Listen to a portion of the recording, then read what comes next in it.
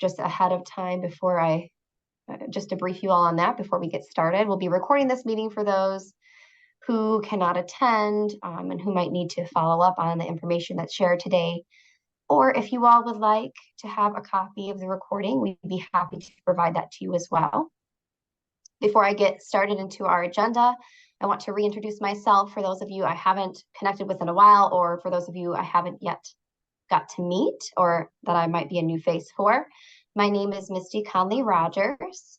I am project manager with the Innovation Fund here at ECIC, and I have been leading the work of the apprenticeships project at ECIC.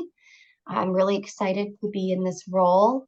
I want to begin today's meeting with some updates for you all from ECIC.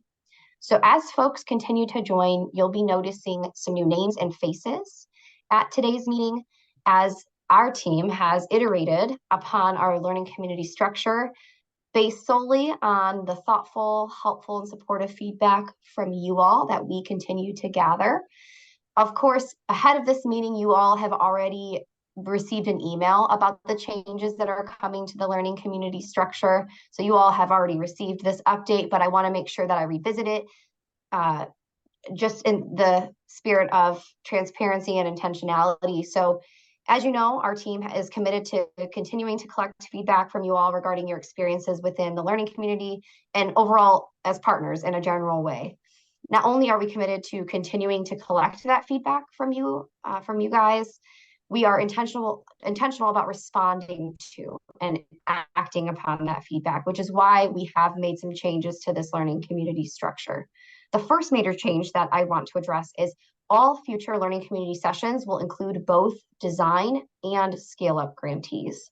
We're really incredibly excited about how this change will support and bolster connections between all of you and offer regular, intentional, committed space to share project-specific learnings across regions and across project progress. So we're really looking forward to that and excited about that change. Additionally, the Innovation Fund team itself has decided to host and facilitate all future learning community sessions. And we are committed to bringing in relevant topic-focused speakers that directly address questions, concerns, areas of interest that are surfaced by you all, whether that's just an outreach to any one of us ECIC team members, or in the office hours we've been conducting, or in bi-monthly progress meetings. We are collecting all of that data and trying our best to respond and make this space valuable, worthwhile, and respectful of your needs. That's why we have the lovely Leo team here today, who we'll be introducing them later, and they'll be talking through some really important topics that you all received in the agenda ahead of time. So as previously stated in the email, again, learning community sessions will continue to occur at their regularly scheduled dates and times, no changes. Agendas will continue to be provided ahead of our sessions. And then our team is also committed to working on an updated listing of learning community topics to provide to you all in the new year, so that you can be prepared and looking forward on what is to come for what we're planning to address. And then we can also gather your feedback even more, make edits and changes as needed. There is one other important update to provide specifically to apprenticeship design grantees, but to all of you, that's why I'm providing it anyway. There's another new face at today's meeting who is now part of our Innovation Fund team. My colleague, Christina Shinovar, is the newest addition to our team as Innovation Associate. She's going to be supporting technical assistance provided to apprenticeship design grantees. So apprenticeship scale-up grantees are currently working with Alan and Nicole. And then, yes, do a little wave, thank you. And then apprenticeship design grantees have been working primarily with me, and will now be working alongside myself and Christina, with Christina eventually transitioning into the main contact for apprenticeship design grantees, so that I can lift up and do a bit more project management. We're really excited about that change too. Now that I have provided all of those updates on the learning community structure and the change to even further support apprenticeship design grantees, TA, I want to offer the opportunity for the ECIC team to just come on, introduce themselves, share their name and their role in this project so that all of the grantees here today, all of our partners can have understanding of who will be present at these learning communities moving forward and what everyone is doing, because there are new faces. So I've already introduced myself. I'm going to pass it to Christina since I was just chatting about her. She can introduce herself and then pass it on to another ECIC team member. Thanks, Christina. Thank you, Misty. Welcome, everybody. I'm Christina Shinovar. I am the new Innovation Associate on the Child Care Innovation Fund here at ECIC. I look forward to working with you all soon, and I'm going to go ahead and pass it over to Alan. Good afternoon, everybody. My name is Alan Oman. I serve on the ECIC team as a senior advisor, and that title actually means what it says. I'm here to support a number of the teams at ECIC. I'm semi-retired after a very long career in the early childhood field, both with publicly funded programs and nonprofit organizations as well in the past. And so I'm here to support both the ECIC team and you as the apprenticeship grantees in any way I can. So, and I'm going to pass over to Nicole. Thank you, Alan. Hey, everybody. My name is Nicole Bloom. My pronouns are she and hers. I work with the Child Care Innovation Fund at ECIC as a senior consultant. I do work with the apprenticeships, but also with Family Child Care Network. So if there's some overlap, I'll see you there too. And I have a career and background in early childhood education, and I'm now in grad school studying applied anthropology and sociology to work on some of this systems change, get this stuff figured out and get it fixed. So nice to meet all of you and look forward to working with you. And I'll pass it over to Sable. Hi, everybody. My name is Sable, pronouns she, her, and I am the program coordinator for the Innovation Fund team at ECIC, and I will pass it back to Misty. Thank you. And you will be hearing from Sable probably through the technical assistance inbox.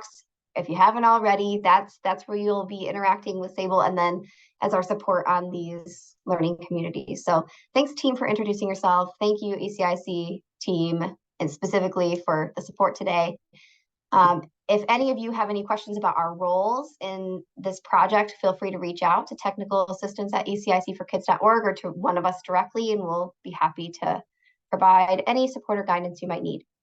All of that said, we have everybody putting their names and orgs in the chat today. There's a lot of you, so we want to make sure we have enough time to do all the things we need to do. I want to first start by centering us in purpose today by sharing our agenda. So I'm going to share my screen. And we are going to review together the agenda for today. Very simple. We've done some welcomes, some introductions, discussed the iteration of the learning community. We're going to move right into small group breakouts and a debrief session so you all can get connected and start interacting with each other.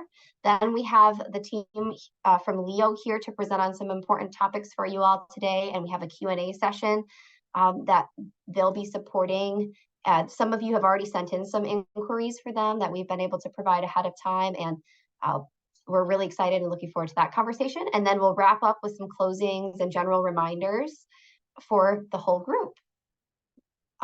If there aren't any questions on the agenda, I'm going to move right in to the small group breakout instructions. So I've prepared, or our team has prepared a few questions for you all to get connected with each other. We'll put you in groups of about 4 to 6 each for 20 minutes.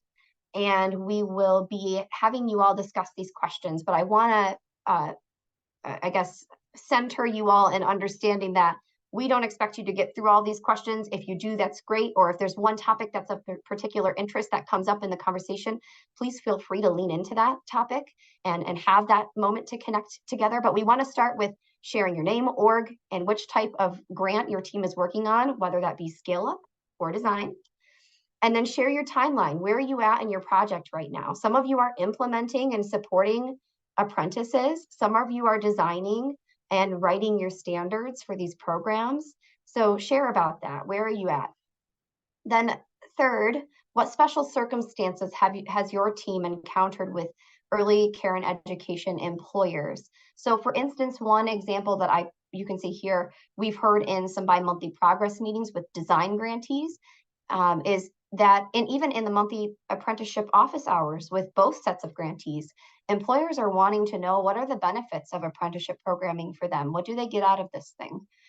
We've been talking with design grantees a lot about how do we market this?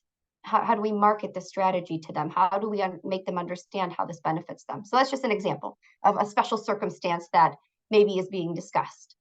And then lastly, what creative solutions to these special circumstances has the team discussed, developed, planned, followed through on thus far? So those are the breakout session questions. And then when we come back, you'll be prepared to do a bit of a debrief. We're doing this differently this time. Instead of debriefing verbally, because we have so many folks in the space, we are going to use a platform called Menti.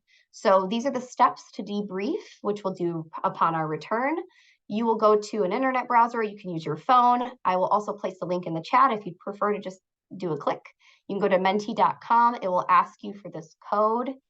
And you'll enter the code, and then you'll enter 1 or 2 sentences on your key takeaways from the small group discussion. And it will look like this. It will say enter 1 to 2 sentences on the key takeaways or themes from the conversation with your small group. And as you all enter, it will be anonymous. Your responses will pop up here, and we'll be able to talk about it together. We'll have 1 to 3 of you unmute and share your reactions, but I'll be talking through themes as I see the responses come up. And before we head into breakout rooms, let me stop sharing this quick. I'm going to put the questions in the chat for you all to reference so that there aren't any confusions as you're speaking with one another. So I have those prepared. Here they are. And what questions are there before we go into our breakout rooms from anyone on the call?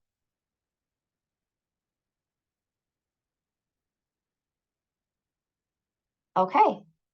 As a general reminder, the goal and purpose of the breakout rooms is really to connect and be with each other in space where you can talk through what's going on in your projects. We're excited for you all to connect. And also, you might be wondering, well, if I want to connect with these folks outside of this space, how can I do that? Where do I get this information?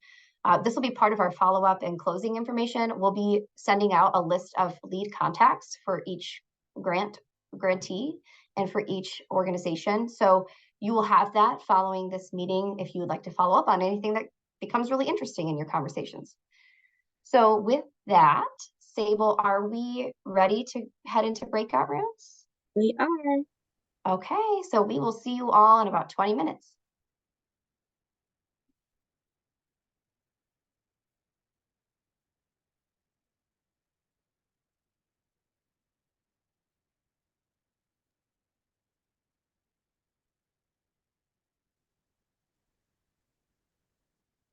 All right, here comes everyone else. Sable, could you give me a thumbs up when we have everyone back? I'm trying to look at all the things right now. Appreciate it. Okay, awesome. And we're recording again so that we can capture some debriefs. So as I said, we're going to use menti.com to debrief. I have the screen to share with you. And then I'm going to also put the link in the chat for you to click on in case you don't want to go to menti.com and do all those steps. It's very simple to use. Once you get there, you'll see this prompt and a space to enter your key takeaways and themes from the conversation with your small group. Feel free to enter whatever is relevant in this space. Not any one person from any one group has to be the one that reports out. We want to hear from all of you. You all have unique perspectives that we value. So please enter your takeaways here. And as you do, they'll pop up on the screen and we'll be able to view them together. So I'll give you just a few minutes to consider some things for entering.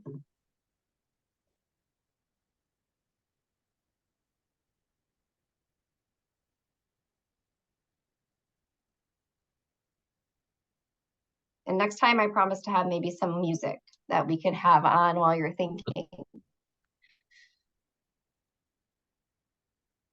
For some reason, I think the Jeopardy theme tune would be very appropriate. Doesn't that feel so pressured? The Jeopardy theme song. I'm just like, Yeah. ah!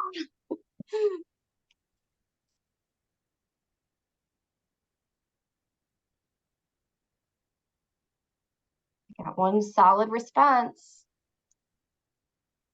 One full-time apprenticeship only FTE.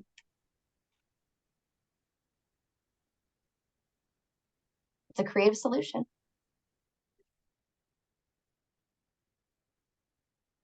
All right, some more responses rolling in.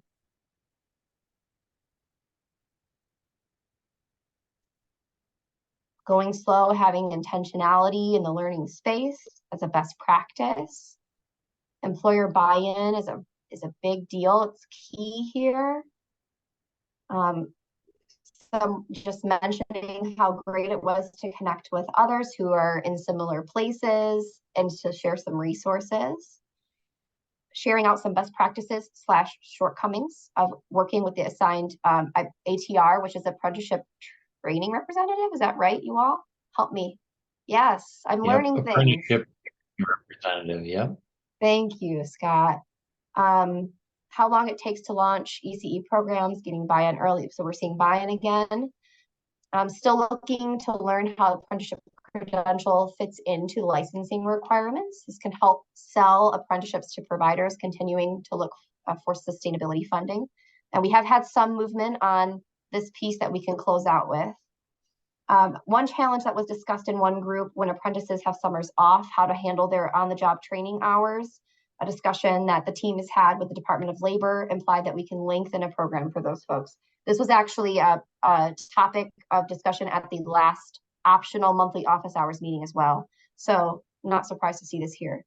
We're all at different phases and have different approaches to meet performance requirements of the grant. Great to be able to connect across those things. How do they look different? How will you at some point get to that phase and maybe integrate some of what others have learned?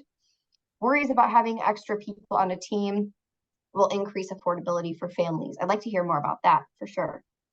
Discuss funding resources that would help employer buy-in. So braiding funding has been a conversation I've had with a few grantees now.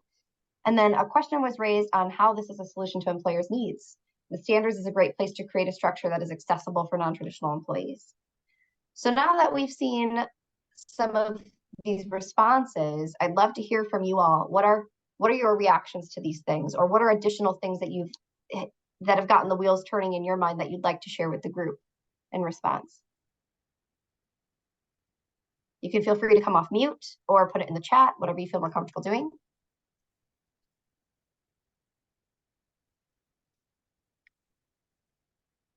I'm interested in hearing more about this particular concern about having extra people on a team will increase affordability for families. We're thinking like the rates that they pay, right? Could anyone expand on that? No pressure. I know I'm calling somebody out. Just helpful in us learning more about what topics might be relevant or speakers might be relevant to have at future learning communities. If no one wants to expand further, that's okay. Well, we are going to plan to keep all of this information as data, maintain it, understand where it can fit in our training list, I don't know, topics list, our learning community list, and see what relevant professionals we can include on these calls to support you all. So anyone wanting to come off mute and react?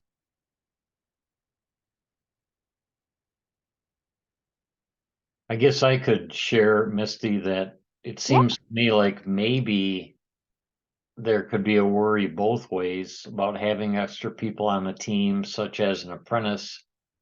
It might also decrease affordability if there's extra people that we're paying for to be there that aren't already well qualified in providing the needed care. And that's a pretty common concern from employers, especially when they think about, adding an employee that's an apprentice versus hiring an employee that's already completely qualified and capable, rather than someone who's learning the skills needed. And so I get it, that is a concern.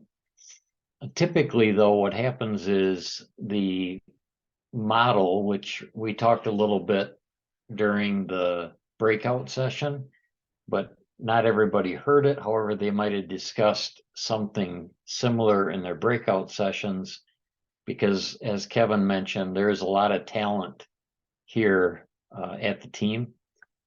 And I think the discussion is that the model itself, it's just a training model. Registered apprenticeship really represents just a training model, but the model does lead to improved productivity overall from the team, even if it's just a small team of 2 might be the case. Because there is a team and because there is that transfer of knowledge that takes place from the mentor to the apprentice. But we also hear employers talk about consistently that it re-energizes the mentor as well as just the apprentice, because it puts them in a position to teach and help others learn the skills necessary. Yeah, thanks for commenting on that, Scott. Super helpful and insightful. Okay, I'm not going to push anyone to respond to this. We will be keeping this, like I said, as data. Share out if anyone's interested. But with that, and since Scott's already chatting, I'm going to hand it over to Alan to facilitate conversations with our friends and partners. So, yeah, thanks, Misty.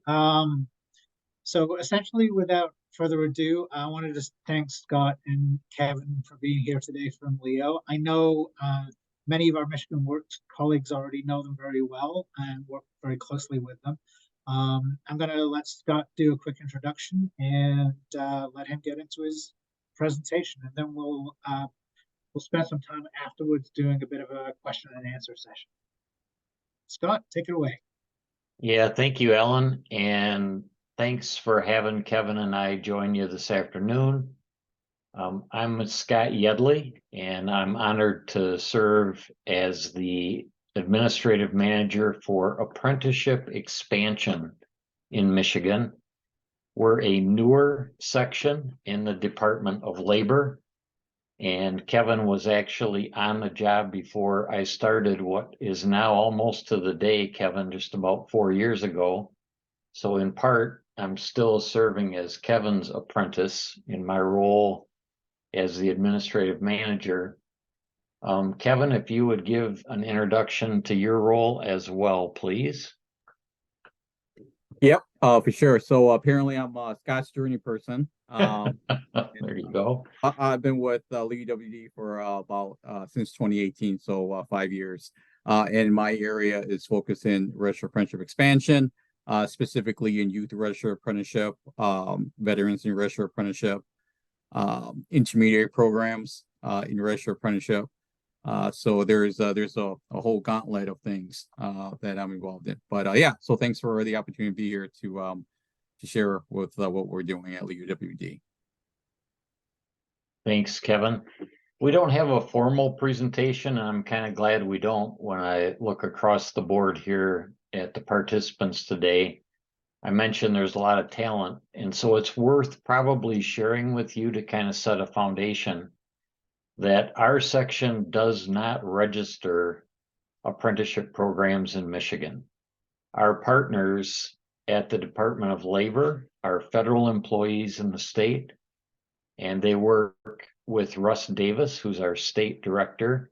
We've got 4 ATRs, which are apprenticeship and training representatives, and those federal positions register our apprenticeship programs in Michigan so that each of the programs meets the structure and requirements to become a US DOL registered program, and that results in a national industry recognized credential for those that complete a registered apprenticeship, and that adds value and meets our governor's 60 by 30 requirement for a post-secondary credential. So that might be important for those that haven't already learned about that yet out of the gate. And then we not only don't register programs, even though we're the state apprenticeship expansion section, we also don't really do any expanding. We're trying to get a program started, and we will eventually at the state of Michigan, but the expansion of the use of the training model actually takes place in regions and in sectors like yours, the discussion this afternoon, all across the state. So many of you are actually where apprenticeship expansion happens. We do very little of that in Lansing. Our role is actually to promote and support the increased use of the registered apprenticeship training model. And it's really as simple as that. Kevin did a great job of setting me up with all kinds of talking points. And for those that were on the call while you were in your breakout rooms, Kevin can move pretty fast and cover lots of topics in a hurry. And so he gave me several pages of notes here to work from. And Kevin, I'm not paying attention to any of them. I'm just talking off the cuff. It's not that I don't appreciate the talking points because they're excellent, but I'll let you fill in any gaps at any point you feel like you should. And I need to mention, Kevin, you're here for another 10 minutes. Is that correct? Yes, sir. Yeah. Jump over to our. So jump in quickly. Oh. I can probably cover for you while you're not here. And like I said, he left me with plenty of excellent talking points. I think I notice a lot of the questions, and by the way, Alan, they're like excellent questions. I mean, that's really the meat of why Michigan embraces this training model and why it could be a huge advantage for your initiative overall. I think at the kind of the key of that, one of the questions that we started out with was sustainability. And Kevin mentioned right away that, you know, there's a lot of opportunities. We've never seen more funding for registered apprenticeship in the state. And we actually think it's just the beginning. When we do forecasts right now, and we look ahead by the quarter or by the year, we end up just saying the forecast is more. There's going to be more expansion. There's going to be more dollars. The attributes and benefits from the registered apprenticeship model actually, I think, are going to, you know, I won't see it in my career, but you all probably will. It's going to have the expansion overall. It's going to have a substantial impact, especially in Michigan, over the way we grow talent in the future. It's already taking place today, and it's going to be unparalleled, the difference that it makes in our education systems. So I'll try and move slow. I would love any kind of interjection of thoughts or comments at any point. Again, I mentioned there are several experts where expansion really does take place through our Michigan Works partners. Michigan has a network. Kevin mentioned it as an ecosystem, but Michigan since 2016 has been growing a network of apprenticeship experts in each region who can support the use of the model, who can provide funding for those employer sponsors who are using the registered apprenticeship training model. They can provide assistance and supportive services for a registered apprentice. So someone who's an apprentice inside the training model.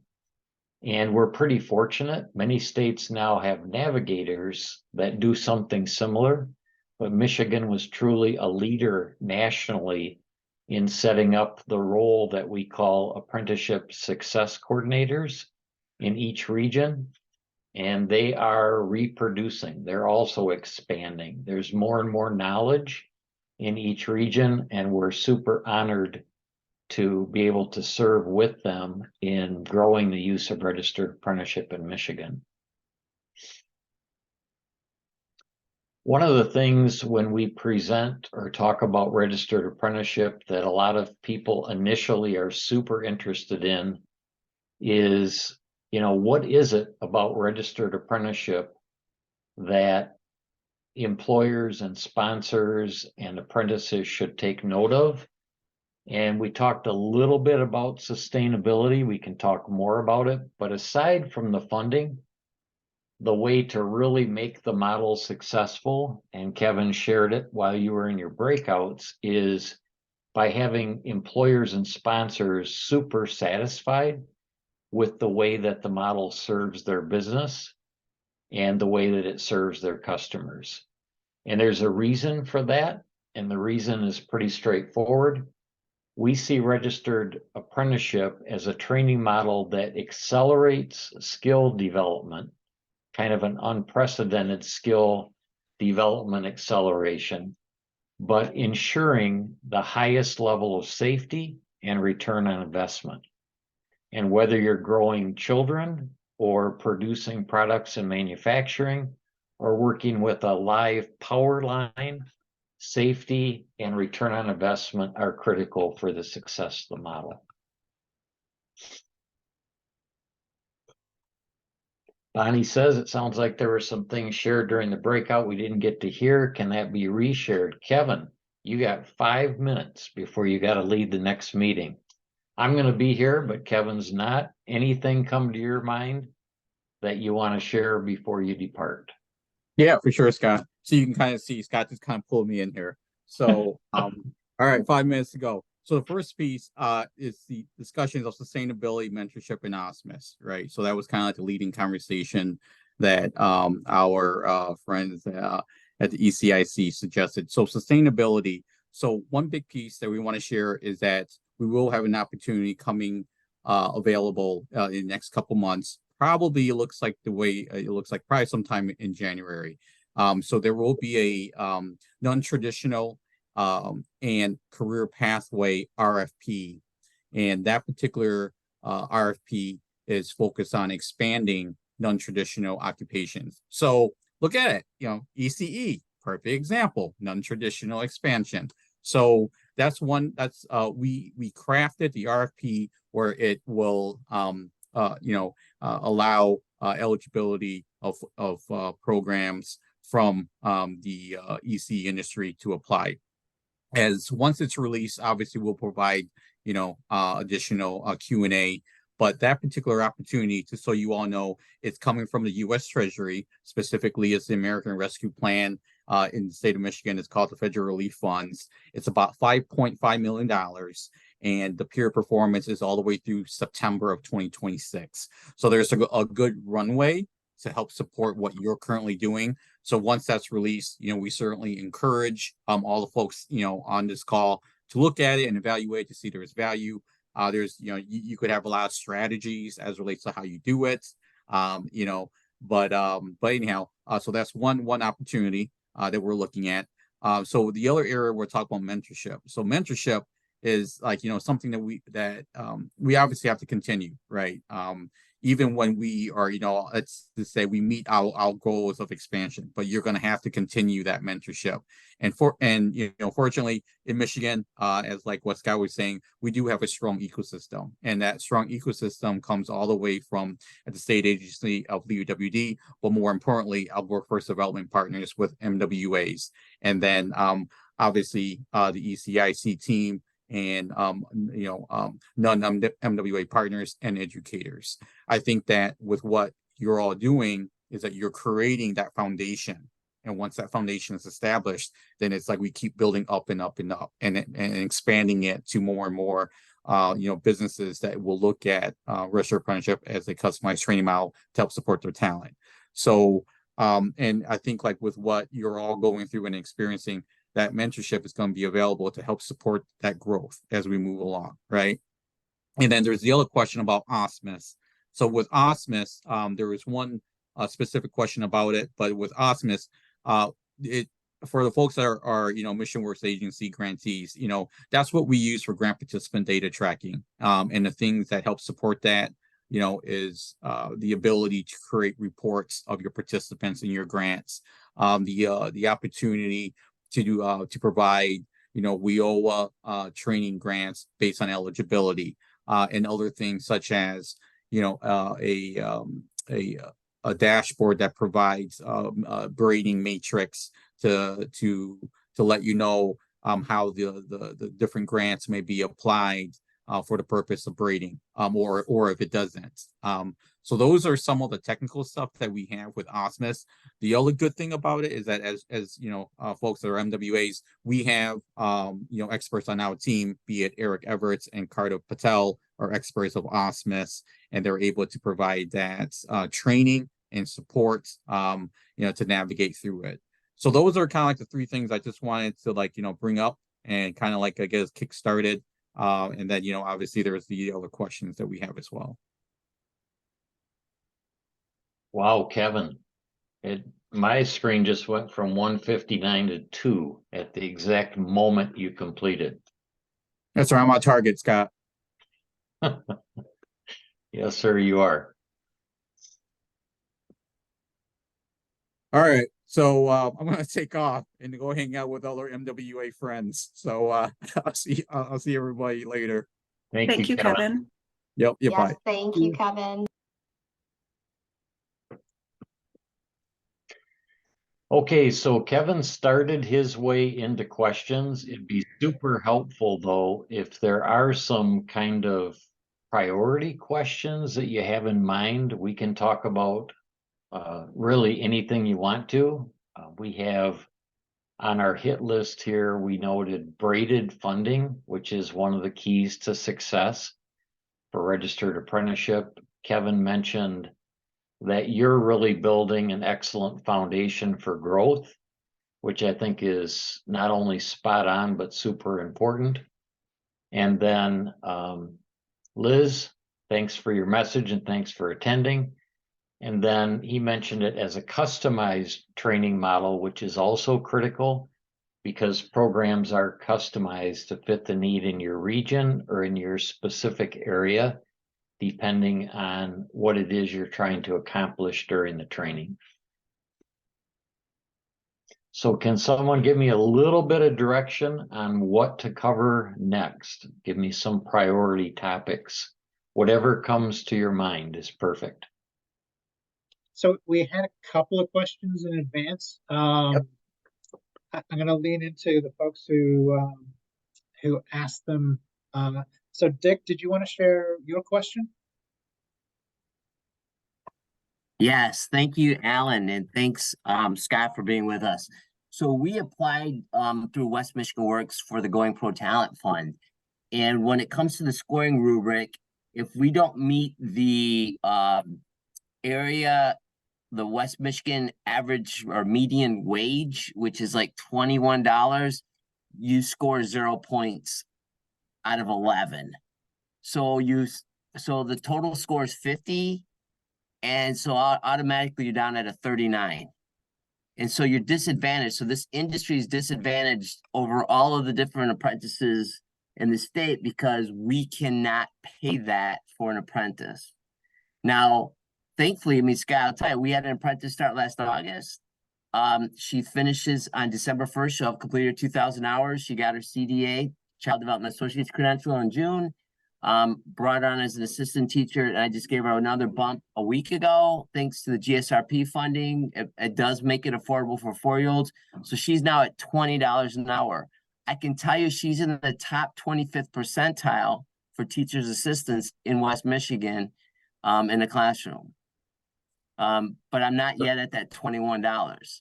And so, but again, I need apprentices to say we're paying them that amount within 90 days, or we're not getting scores of 11, we're getting 0, and now we're disadvantaged when it comes to the Going Pro Talent Fund application.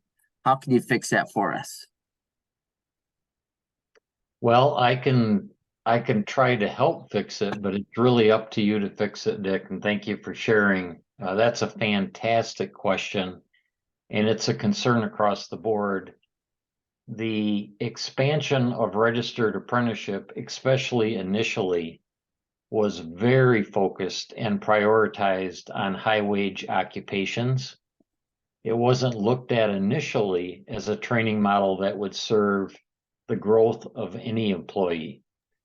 And fortunately, I think for Michigan and actually for our nation, we've begun to look at it more like what it really is, which is just a model that accelerates what I call right skill development. So it's about, whatever skills your mentor has and you have as a business are the same skills your apprentices are going to gain, and they're going to gain them quickly. The idea of mirroring, the structured training that's course or classroom along with on the job for most people is a really effective way to learn and accelerate skill development.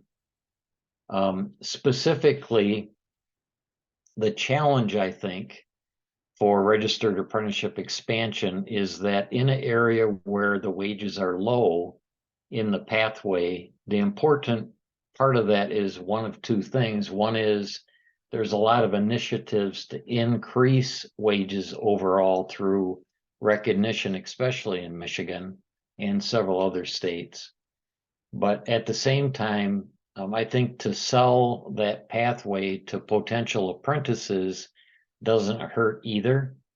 And what comes to my mind, one of the spotlight programs coming out of last year is the registered teaching program in Michigan, which I think is sort of a natural, that's a registered K through 12 teacher, is sort of a natural pathway outcome to be added on to a child development apprenticeship, because apprenticeships are stackable and you can take skills learned in one and move them to another. And what I'm sharing, and you're shaking your head yes, but you're just one of the few people, a growing number of few people in Michigan that could even understand that. But I'm so thankful for your work to grow this first apprentice that's near graduation. Congratulations. The Going Pro Talent Fund and the way that it's scored is already on the radar and being discussed. It's not directly in our section, but one of our peer sections has responsibility for the program. And the legislature has a lot to do with how those scores are set. And it does have a lot to do with trying to grow high wage workers that, exceed the threshold and can have a living wage in the state of Michigan.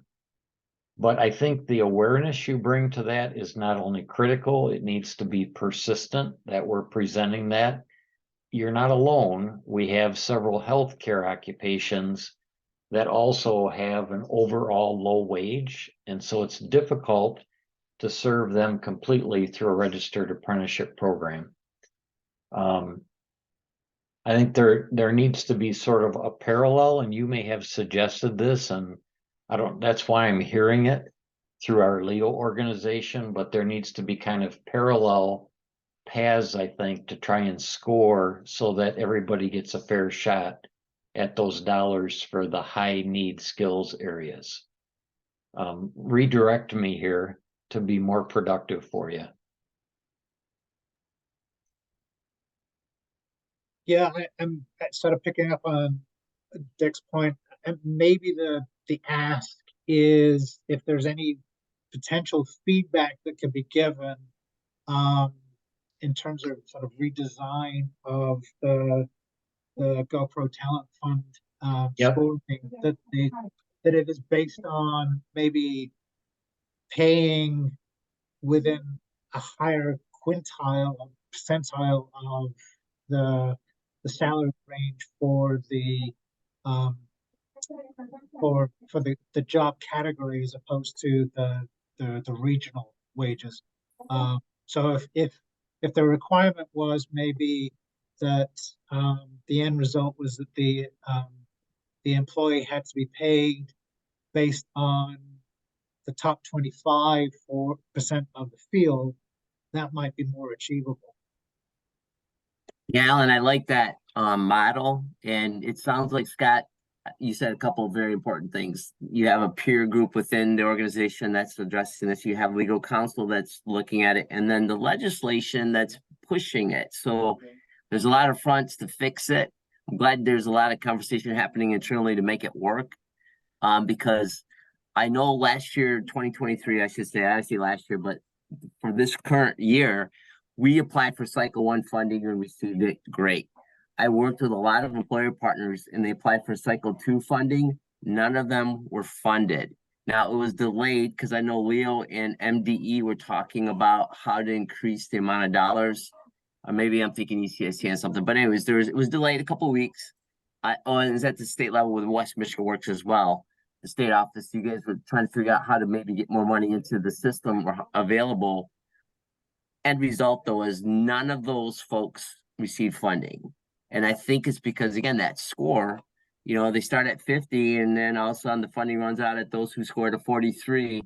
And our applications are already at the best we could score would be a 39. There's some additional bonus points if you have apprenticeships, which we do, but still you're just disadvantaged. And we know, all of us know how important this industry is, because if we're not open, those parents aren't going to work and the other industries aren't working either. So, Right. yeah.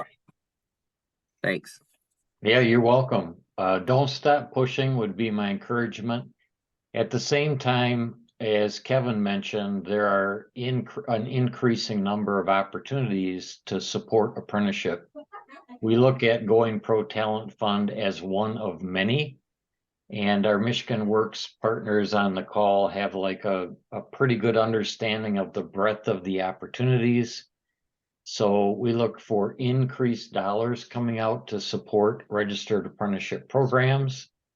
And you being leaders in setting those up and growing those need to just continue this dialogue and have access to all the information about how that happens.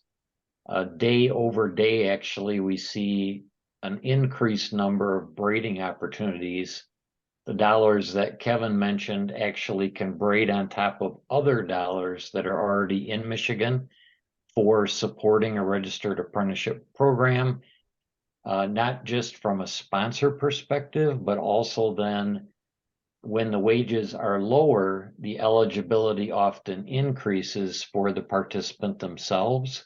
So they're eligible for additional supportive services through typically the Michigan Works partners. And potentially Breeze funding and several other programs that I'm not as well able to talk about. But Well, yeah, go ahead. Well, my last comment, and then maybe again, that's at, you know, finding additional information about those different funding sources. And I appreciate what Kevin shared. I'm looking forward to reading RFP on that opportunity that's coming from the Treasury Department at the federal level. But here, Michigan Department of Corrections here in Kent County, we can pay an entry-level corrections officer watching guys locked up at Kent County Jail $28 an hour. That money's coming from the state. So why can't the state kick it up and pay teachers $28 an hour, starting with the 4-year programs? Just saying. So Scott, who gets this right? It's a combination of everybody having a common message. It's just like selling apprenticeship. It's not an easy sell up front, but once people understand what's at stake, it becomes much more natural to embrace it as a solution. Again, I would say don't give up, Dick. You've got the right message. It's a pretty big system to influence with change. Yet I see us across the state more and more adopting the use of the registered apprenticeship training model. So I feel like there's hope for childcare occupations as well. All right, I know we're getting a little close to time here, and I know Darren from the EP has a question he wants addressed as well. So I'm going to ask Darren to unmute. Yes. Hi, Scott. How you doing? Good, Darren. Thanks for joining us today. And this might be something that we bring to your team, but just awareness as I'm looking at who's left in this meeting, I'm like, oh, there's not as many Michigan Works folks that use OSMIS anymore. But that was something that I had noticed, you know, for us as, a grant holder, a recipient of multiple grants, including, SAE and the ECIC scale-up grant. is trying to find more efficient ways to track what's happening, as well as, right, when one funding source isn't tracked in OSMIS, it is a little bit harder to track the progression of a participant. So a part of our ECIC Scale Up grant is to fund pre-apprenticeship, and that there's not another funding source that we have that's able to fund that as fully right now, and to lead that, create a pipeline for registered apprenticeship programs. And while we can capture them in the apprenticeship enrollment in OSMIS, at the time they become an apprentice, we're not then able to capture that pre-apprenticeship, because that would happen before the enrollment. We do realize there is a pre-apprenticeship activity, but because the apprenticeship enrollment is tied to a funding source, and right now the only, I think, funding available is through MySpark and WDI, which is separate from this. We don't actually have a way to enter them in an apprenticeship enrollment, and that might be, I say, intentional, and that there needs to be, you know, the way it's structured, but we do lose something in the tracking then, the progression of somebody from pre-apprentice to apprentice by not being able to put it there. So just something that we might have to connect on the side with your team, because it might be a very simple fix of just there can be other funding source that we fill in that's more for tracking purposes, instead of making any major changes to OSMIS, which I know we're trying not to do right now as we move to the new system. Yeah, thanks so much, Darren. Yeah, we are trying not to. However, we have been, as you know, modifying OSMIS for apprenticeship, just because we're at the same time trying to spend a lot of apprenticeship expansion dollars. So they have been more kind, I think, than I anticipated in our team as far as getting enhancements into the system. Definitely, please connect with our team. You're spot on. That's an area of high priority. It's a little trickier. The pre-apprenticeship programs in Michigan are not registered the way that the USDOL apprenticeship programs are. However, we have funding, and you mentioned WDI's funding through MySpark, but we have increased amounts of funding for pre-apprenticeship coming at us. And we will be recognizing the programs that lead to a registered apprenticeship using the Michigan Apprenticeship Readiness certification. For those not able to talk about this all the time, we call that the MARC. So Michigan Apprenticeship Readiness certification. And OSMIS is a good spot. If we need to revise that right now as the tracking tool, we will. On the 17th, on the 18th and 19th of January, Darren, we're going to pull together a group that's looking at the MARC certification, and it might not be the 18th and 19th, it might be the 11th or 13th. But anyway, first of the year, we're going to do a process mapping looking at how the MARC is being implemented. We're currently asking that you send those pre-apprenticeship processes or a request for MARC through our section, but we're looking for that tracking mechanism that records it, that knows when the switch takes place. And really, we're trying to be able to fund both of them pretty cleanly and know how many transitions there are.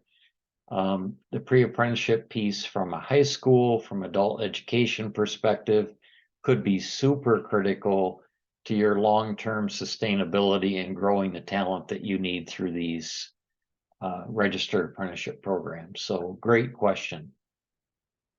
Thanks, Alan, for redirecting us that way. No problem. Piper, I see you've got your hand up.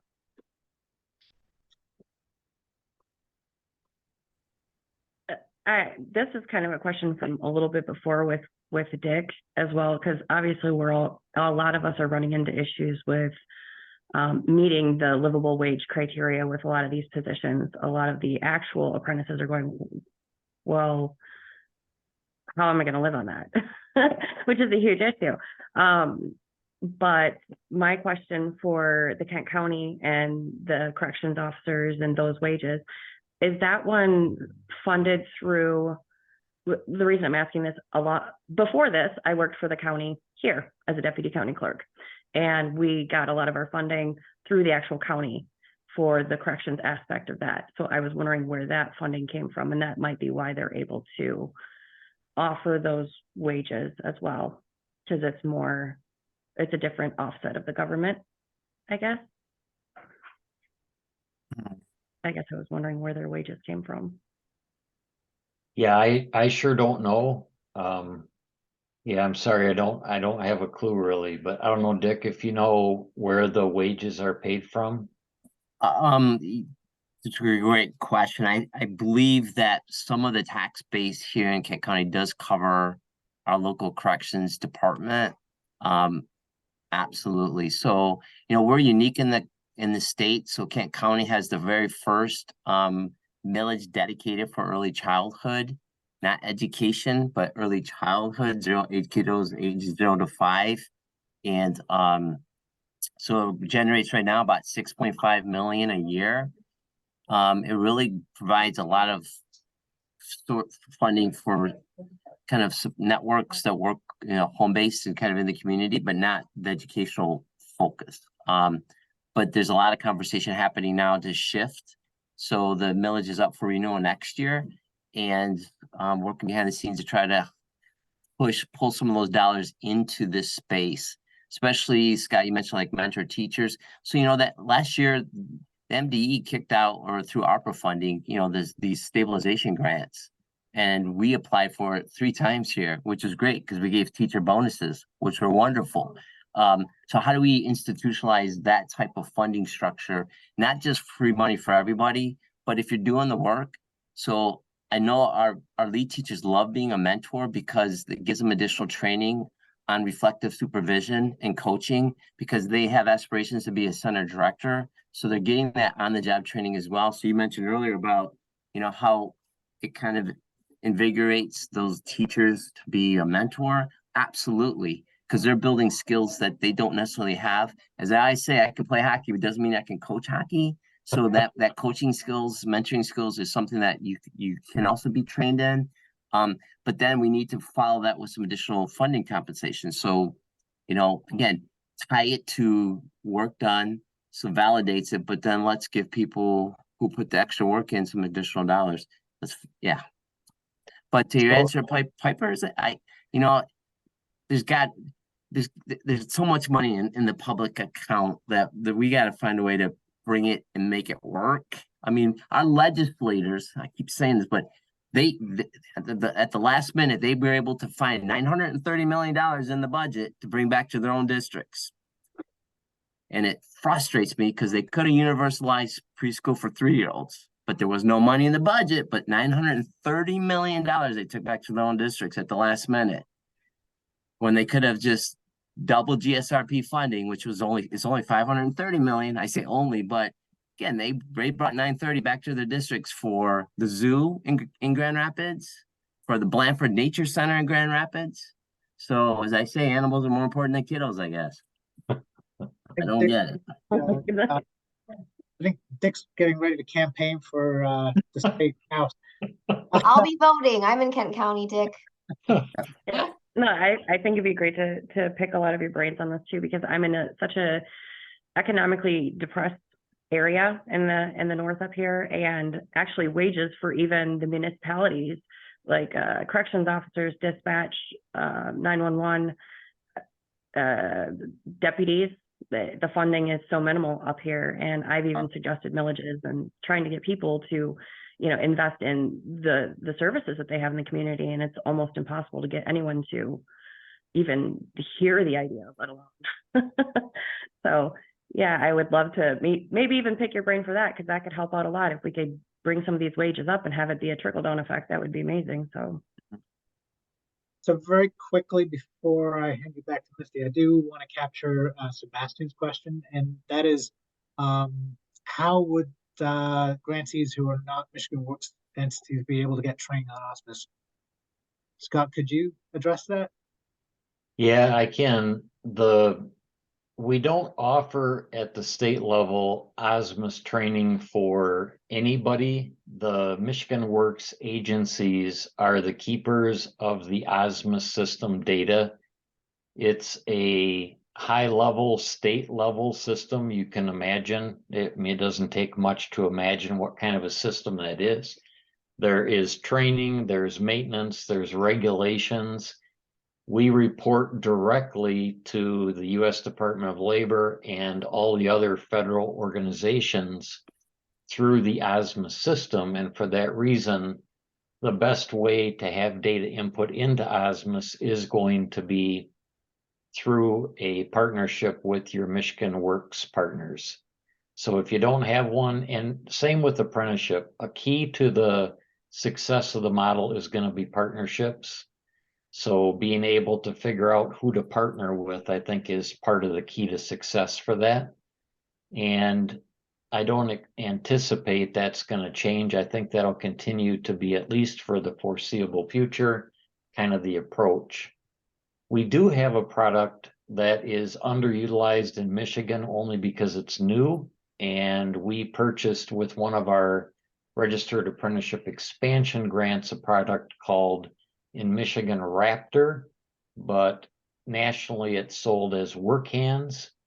And the Raptor WorkHands product is a product that makes registered apprenticeship tracking easy, especially if you don't already have a system all set up.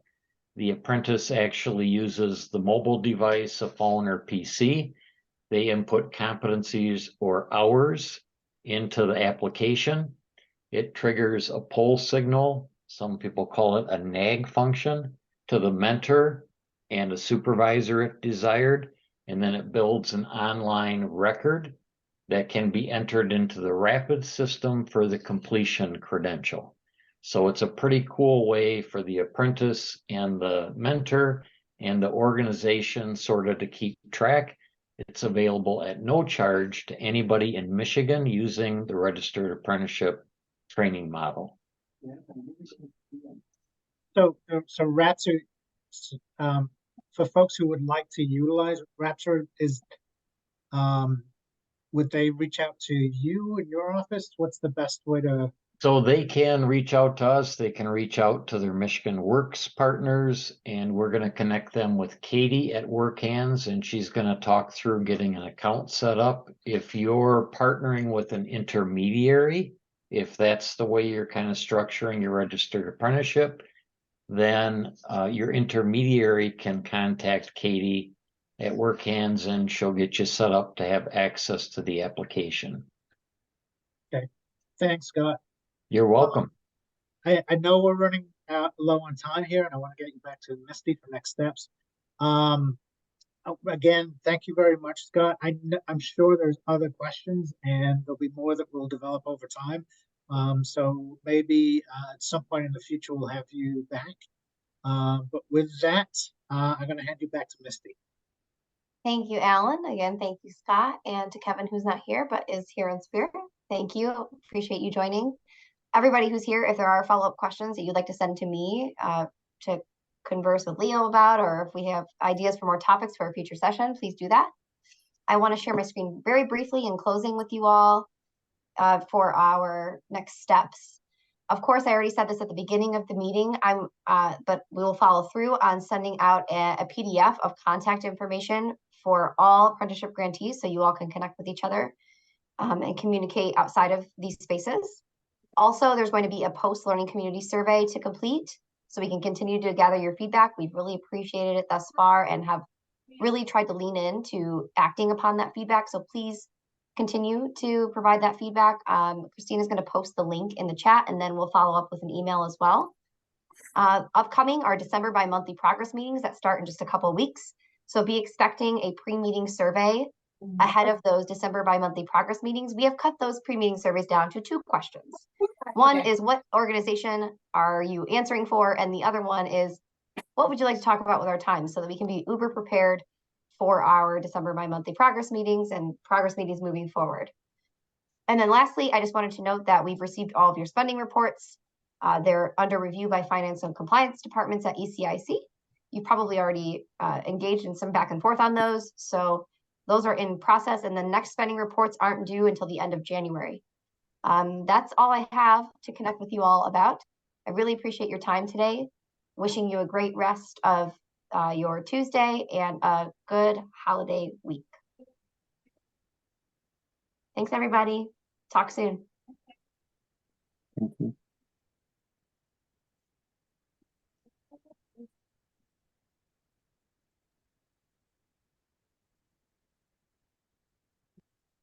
So just a quick note, Misty, I do have a bunch of extra, Kevin gave me enough talking points for a day. So if you'd like me to share some of the blue talking points, I'd be happy to send you what we have. And then if that can be a thought starter for future sessions, we'd love to come back, or Kevin can come back, or whatever makes sense for you. We want you to be extremely successful. And we are super, I love attending meetings where people